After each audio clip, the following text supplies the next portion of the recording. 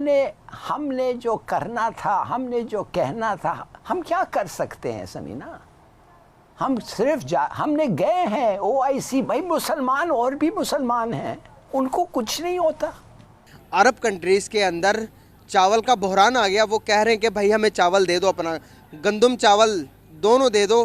क्या कहना चाहेंगे इस बारे में? इंडिया किस कदर इम्पोर्टेंट हो गया दुनिया के लिए? क्योंकि मुस्लिम उम्मा ने, माफ़ कीजिएगा मुझे ये कहने दें कि मुस्लिम उम्मा ने, मुझे तो अपनी ज़िंदगी में देखा है कि हमेशा इस तरह के मामलात ने हमेशा हमें मायूस ही किया है। उन्होंने उस तरह से कभी काम नहीं किया। हज़रत मोहम्मद सल्लल्लाहु अलैहि वसल्लम खातम नबी, इनको सारे मुसलमान जो है मुक़द्दस हस्ती मानते हैं, तो उनके इशू पे अगर पाकिस्तान और अरब की कोई बात मिल जाए तो इसका आप मत ये तर्जमा करें कि ये कोई एंटी इंडिया या प्रो पाकिस्तान बात हो गई। It has nothing to do with that one. Pakistan जो है वो बुरे तरीके से फेल हो गया है। करता हूँ थोड़ा सा गुस्से को कम करें। मैं आपने कहा, आपने अभी कहा सर, मैं कह रहा हूँ ना लाली साहब, आई एम नॉट एंग्री, मैं सिर्फ पूछ रहा हूँ किधर हुआ है। एक ही हफ्ते के अंदर जो है इन सारे अरब देशों को, इन सारे जितने 56-57 मुसलमान देश हैं, सबको अकल आ गई। अभी आप देखो इन सबके देशों में जो है वो चावल क्राइसिस, जिसको कहते हैं राइस क्राइसिस आ गया है। वो चावल मांग रहे हैं हिंदुस्तान से, भाई बासमती भेज दो, थोड़ा लो क्वालिटी का बासमती हो वो भेज दो, भैया भेज दो, हिंदुस्तान जी कृपया करके भेज दो। उन पाकिस्तानियों को ये कहना चाहिए कि भाई जो तुर्की, जिनकी बात करो ना 56-57 देश, जिसमें 2 ही 4 हैं ढंग के मुसलमान देशों में, जो तुर्की इन पाकिस्तानियों को लात मार मार के भगा रहा है, जो सऊदी इनको लात मार के भगा रहा है, वही तुर्की है जो भी चंद दिनों पहले, बहुत पुरानी बात नहीं, चंद दिनों पहले हिंदुस्तान के सामने ऐसे झोली फैला खड़ा था कि भैया गेहूं भेज दो हमको, बहुत बड़ी कृपा हो जाएगी। बाद में लेकिन वो अपनी औकात पाएगा, वो चीज़ अलग है। लेकिन पूरी चीज़ क्या है, पहले उधर हम चलते हैं। बात फिर अब उन्होंने ये भी किया है कि कुछ लोगों के घरों तक को आग लगा दिए जाकर, जो प्रोटेस्ट में शामिल थे। इतनी संगीन ये इंसानी हुकूक की खिलाफ वर्जियाँ हो रही हैं लाली साहब, लेकिन यहाँ पर हम सूरत हाल बिल्कुल अलग देख रहे हैं कि कोई बोलता नहीं है, किसी के कान पर जूं तक नहीं रेंगती। इस चीज़ को किस तरह से पाकिस्तान हाईलाइट कर सकता है? और हम नहीं देख रहे हैं कि इस गवर्नमेंट में कोई इतनी बहुत पोटेंशियल इस पर आवाज़ उठाई हो जो इंडिया के अपने अंदर मुसलमानों के साथ हो रहा है। ऐसी बात कि तुम बेहतर मुसलमान बनो।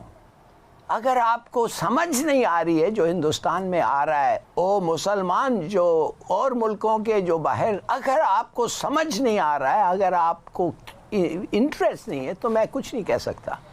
मगर जो हो रहा है आपका फ़र्ज़ है, आपका मज़हब का फ़र्ज़ है कि आप एक्ट करें। हाँ, मैं तो समझता हूँ कि जब ये इंडियन मुस्लिम की लिबरेशन मूवमेंट हिंदुस्तान में शुरू होगा और इंशाअल्लाह होगा, उस वक्त हम उनके साथ खड़े रहेंगे और हम उनके साथ लड़ेंगे। क्योंकि मुस्लिम उम्मा ने, माफ़ कीजिएगा मुझे ये कहने दें कि मुस्लिम उम्मा ने, मुझे तो अपनी ज़िंदगी में देखा है कि हमेशा इस तरह के मामलात ने हमेशा हमें मायूस ही किया है। उन्होंने उस तरह से कभी काम नहीं किया।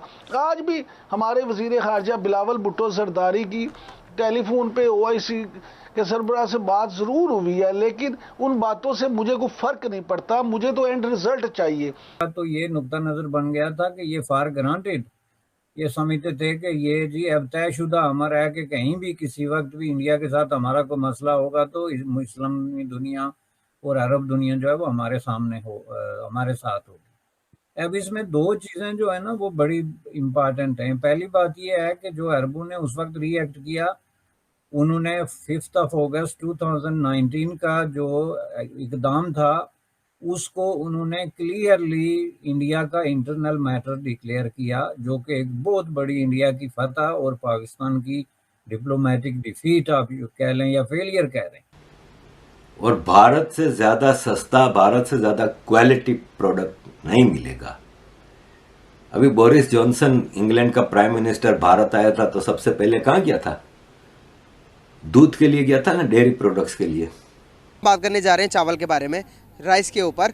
रिसेंटली इंडिया को बड़े मुल्कों से ऑफर आ रही है। अभी आपको पता ही होगा, रिसेंटली इंडिया ने अपने एक्सपोर्ट पर पाबंदी लगा दी थी। हाँ जी बिल्कुल। अपने गंदम के ऊपर, चावल के ऊपर, उसके बाद बहुत सारी चीज़ों के ऊपर और पाबंदी लगाई थी। जब से उसने पाबंदी लगाई है, अरब कंट्रीज़ के अंदर चावल का बहरान आ गया। वो कह रहे हैं कि भाई हमें चावल दे दो, अपना गंदम चावल दोनों दे दो। क्या कहना चाहेंगे इस बारे में? इंडिया किस कदर इम्पोर्टेंट हो गया दुनिया के लिए? अरब ममालिक में ज़मीन भी जो है ना इतनी बंजर है ज़्यादातर। I want to tell you something bro, चावल काश्त करने के लिए ज़मीन चाहिए होती है अच्छे वाली। हाँ। जैसे इंडिया पाकिस्तान की ज़मीन है, रेगिस्तान ही रेगिस्तान है अरब ममालिक वो में। मैंने कह दिया ना कि वहाँ पे नहीं हो सकता काश्त। अब वो लोग अब मोहताज हैं उनको import कराने अब के। वो पाकिस्तान के चावल खाएंगे तो पाकिस्तान के चावल अगर बहुत अच्छे होते हैं पाकिस्तान के चावल के फ़ैन होंगे। अब इंडिया के चावल उनको पसंद आ रहा तो हम उनको ये तो नहीं कह सकते आप बांग्लादेश से ले लो। भारतीयों के इन्वेस्टमेंट है इमारात में, textile, cement, engineering, software, services और सब कुछ। 4.7 लाख मैट्रिक टन गंदुम इमारात भारत से खरीदता है, टोटल इनकी ज़रूरत का 30%। आज की दुनिया को जानते हैं, इनके बुजुर्ग जो थे वो अनपढ़ थे, वो सिर्फ पेट्रोल पे सारी दुनिया चलाते रहे। अब इनको पता है कि 15-20 साल जिंदगी रह गई है। गंदुम, आटा, चावल, फ्रूट, वेजिटेबल, डेयरी प्रोडक्ट्स, ये सारी ज़िंदगी चाहिए होंगी। वो पाकिस्तान के लिए एक आखिरी मैसेज आप समझ लें कि था, जो पाकिस्तान ने लिया नहीं, कि उन्होंने जो जम्मू कश्मीर में इन्वेस्टमेंट की और जो यूनाइटेड अरब एमिरेट्स की कंपनीज ने वहाँ पे जो है वो बिलियंस ऑफ डॉलर्स की इन्वेस्टमेंट कोमेट की लास्ट ईयर और दिस ईयर, वो एक ऐसे मौके पे जब पाकिस्तान OIC की कॉन्फ्रेंसेस करा के तो डैमेज कंट्रोल के चक्कर में था और दुनिया को ये मैसेज दे रहा था कि नहीं जी, अरब दुनिया और इस्लामी दुनिया अब भी हमारे सामने है। भारत, पाकिस्तानी जो उधर काम करता है ना अरबियन गल्फ में, वो मेजॉरिटी है ना अनपढ़ जाहिल मजदूरियों के काम करते हैं। भारत के IT के सेक्टर के लोग, इंजीनियरिंग, डॉक्टर्स, मेडिकल प्रोफेशनल्स जो हैं ना पढ़े लिखे, उनकी मांग है, ज़रूरत है। कुछ अरब पाकिस्तानी पैरोल पे ट्वीट्स कर देते हैं तो इस पे हम परेशान हो जाते हैं कि क्या हो गया हमारे ताल्लुकात। और 5 साल में मोदी जी ने भारत में आत्मनिर्भर भारत और सेल्फ कॉन्फिडेंस जो भारतीयों को दिया है वो अनमैच्ड है हिस्ट्री में। और हम दबाव का शिकार सिर्फ इसलिए हो रहे हैं कि 4 लुच्चे लफंगे मुसलमान लिखारी आपके खिलाफ प्रोपेगेंडा कर रहे हैं। वक्त आ गया है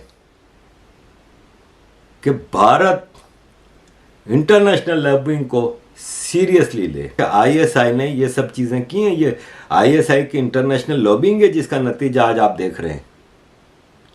मिनटों में, यहां भारत में कोई छोटा सा भी चीज होती है, मिनटों में पूरी दुनिया में घूम जाती है। इन घिनौने पाकिस्तानियों की ये साजिश थी जिसमें हिंदुस्तान की भी बहुत बड़ी आबादी शामिल है।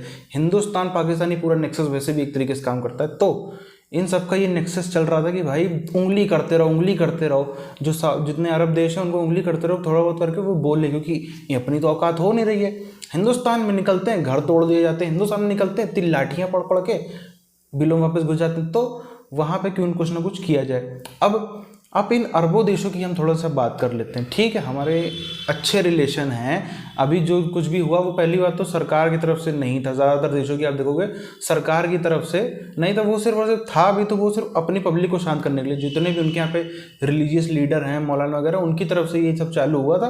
अब वो भी ठंडे पड़ गए। सरकार तो पहले भी नहीं चाहती थी, थोड़ा बहुत फॉर्मेलिटी कि भाई पब्लिक विरोध में ना हो जाए, इसलिए पता है जाहिलों की सरकार जाहिलों पर राज कर रहे हैं। तो जो ये अरब देश हैं, सिर्फ और सिर्फ तेल के अलावा अगर एक हम सिंगल दुबई को छोड़ दें, सिंगल दुबई पहले तो कोई देश नहीं, UAE के अगर हम एक सिटी दुबई को छोड़ दें, अगर UAE के पास में ही अगर हम देख लें तो इतनी अकल थी, इतना ये लोग समझदार लोग थे, इतना ही ये लोग इकॉनमी चलाने जानते थे, तो सिर्फ दुबई तक और थोड़ा बहुत हम अबू धाबी तक ही है जितना विकास है क्यों सीमित है। कोई बहुत बड़ा देश है नहीं UAE, हिंदुस्तान के कई राज्यों से भी एरिया में छोटा है, आबादी में तो शहर छोड़ ही दो, उसके बाद भी पूरे देश को क्यों नहीं डेवलप कर लिया। अगर इतनी ही अकल थी, इतना ही वो पैसा था, इतना सब कुछ था, तो उसके बाद हम आ जाएं। अभी भी 6, 7, 8 को छोड़ दो तो बाकी सब क्यों भिखमंगी में जी रहे हैं। राजा भले ठीक है, अगर आप देखो ज़्यादा 56-57 देशों का राजा अमीर है, सबका राजा अमीर है। अभी नहीं यहाँ देख लो, फौज के पास तो पैसा है ना पाकिस्तान के पास में, बाकी इनकी पब्लिक जो है वो मर रही है, सड़ रही है, गल रही है, बकरी चरा रही है, ऊँट चरा रही है, वो अलग मुद्दा है। लेकिन पब्लिक गरीब है लेकिन राज्य के पास चलो अमीर है। 2, 4, 6, 10 देश हैं जिनके पास में थोड़ा पब्लिक भी अमीर है। अब ये जो अमीर देश हैं इनके इतना डर क्यों है? अगर ये इतने डरपोक क्यों है, बहुत बड़ा सवाल है कि बाहर से कोई भी हो, किसी और देश का मुसलमान ही क्यों ना हो, उसको ये नागरिकता क्यों नहीं देता? क्यों डर है इनको? इस बात का डर है कि भाई वो आके अपनी पॉपुलेशन उनकी बस जाएगी, वो लोग हमारे ऊपर राज करने लग जाएंगे, कुछ ही सालों में डेमोग्राफी बदल जाएगी, हमारे ऊपर उनका शासन आ जाएगा। इसी से अंदाजा लगाया जा सकता है ये कितनी बड़ी डरपोक कौम, क्योंकि इन्होंने देखा है, इन्होंने अपने बिल्ले बागड़ बिल्ले छोड़े जिन्होंने बाकी देशों में जाके ऐसे आबादी बढ़ा के वहाँ कब्जा कर लिया। अब इनको डर सताता है कि भाई अब हमारे पास पैसा आ गया, पहले तो हम जंगली कौम थे, अब पैसे वाले हम, थोड़ा बहुत पैसा आ गया है तो हमारे यहाँ लोग आके ना कर लें, इसलिए डरपोक के पना है और कुछ नहीं। इसे यहीं पर ख़त्म करते हैं, मिलते हैं आपसे वीडियोज़ में, तब तक के लिए जय हिंद।